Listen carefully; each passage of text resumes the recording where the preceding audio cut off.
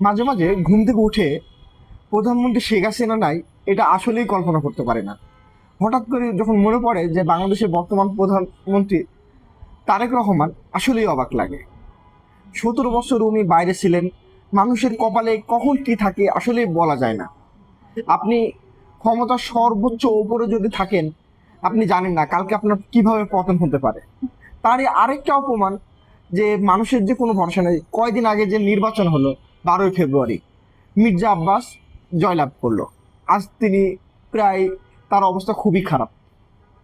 যে কোনো সময় যে কোনো নিউজ আসতে পারে। দেখুন কি অবস্থা।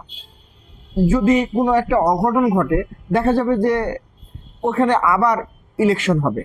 ক্ষমতা কিন্তু চিরস্থায়ী না। এবং আমরা যে ক্ষমতার যে মোহ, ক্ষমতা থাকলে যে আপনি মানুষকে যে ইগনোর করেন, এগুলো আসলেই ঠিক না। কখন কোন জায়গায় মানুষ কিভাবে চলে যায় কেউ জানে না। আমার মতো অনেকে হয়তোবা কল্পনা করেন না যে শেখ হাসিনা এইভাবে পালিয়ে গেছে।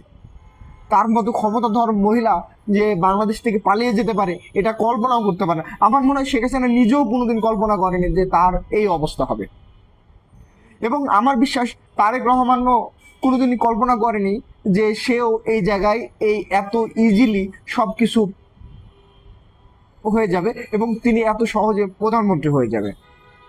সবই ওপর আল্লাহর ব্যাপার। কখন কি করে আল্লাহ ছাড়া কেউ জানে না।